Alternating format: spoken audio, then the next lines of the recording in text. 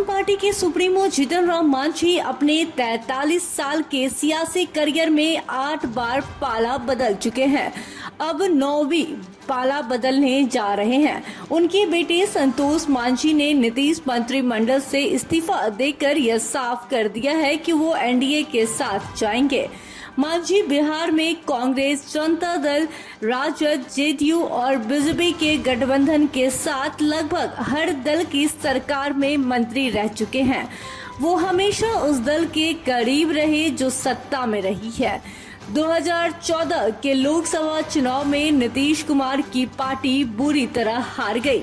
हार की जिम्मेदारी लेते हुए नीतीश कुमार ने सीएम पद से इस्तीफा दे दिया। उन्होंने अपनी ही पार्टी के जीतन राम मांझी को सीएम बनाया। मांझी मुजहर समाज से सीएम बनने वाले वो राज्य के पहले नेता थे। कुर्सी से हटने के बाद भी परोक्ष रूप से नीतीश कुमार सरकार चलाते रहे। मुख्यमंत्री बनने के 8 महीने बाद मांझी नीतीश पर हमलावर हो गए। आरोप लगाया उन्हें रबर स्टंप की तरह इस्तेमाल किया जा रहा है। मांझी खुद सभाओं में कहते रहे कि वो रबर स्टंप नहीं है। मांझी के बगावती सुर को देखते हुए फरवरी 2015 में नीतीश कुमार ने उन्हें सीएम पद से हटा दिया। आरजेडी सुप्रीमो लालू प्रसाद यादव के सहयोग से फिर से सीएम बन गए। मांझी ने नई पार्टी बना ली। जीतन राम मांझी ने अपनी सियासी करियर की शुरुआत कांग्रेस पार्टी में रहकर की। 1980 में पहली बार गया के फतेहपुर विधानसभा सीट से चुनाव जीतकर विधानसभा पहुंचे। पहली बार विधायक बनते ही 1983 में चंद्रशेखर सिंह की सरकार उन्हें राज्य मंत्री बनाया गया। 1985 में दोबारा विधानसभा चुनाव जीतने में कामयाब रहे। चंद्रशेखर सिंह के अलावा कांग्रेस के 3 अन्य मुख्यमंत्रियों विंदेश्वरी दुबे, सत्येंद्र नारायण सिन्हा और जगन्नाथ मिश्रा के मंत्रिमंडल में वो 1990 तक मंत्री रहे। 1990 के विधानसभा चुनाव में जनता दल, जिसका तब चुनाव चिन्ह चक्का हुआ करता था, कि लहर में मांझी कांग्रेस उम्मीदवार के तौर पर चुनाव हार गए। चुनाव हारने के तुरंत बाद उन्होंने जनता दल में ज्वाइन किया। इसके बाद वो धीरे धीरे तत्कालीन सीएम लालू यादव के करीब होते चले गए।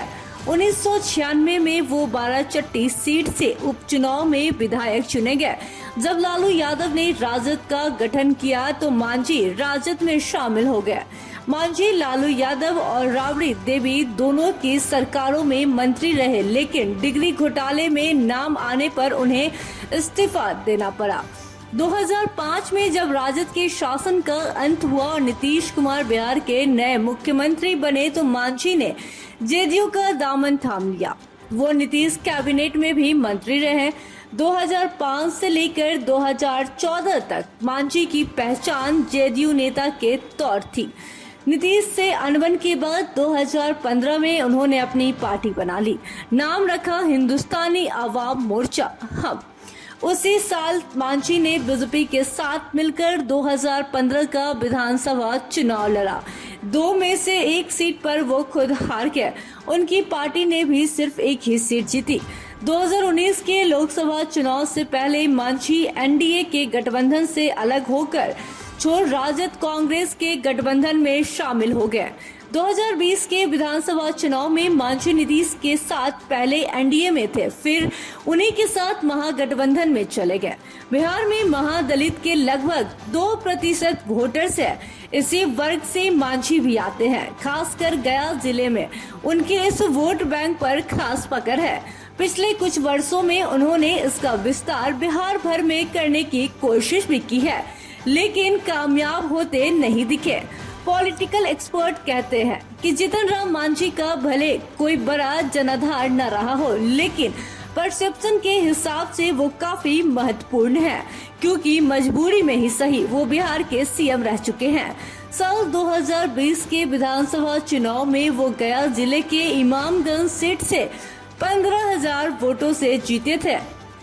उनके बेटे और 2 अन्य ने भी हम के टिकट पर 2020 का विधानसभा चुनाव जीता था। यानी मांझी की पार्टी के विधानसभा में 4 विधायक है। मांझी की पार्टी का वोट शेयर लगभग 2 से 3% है।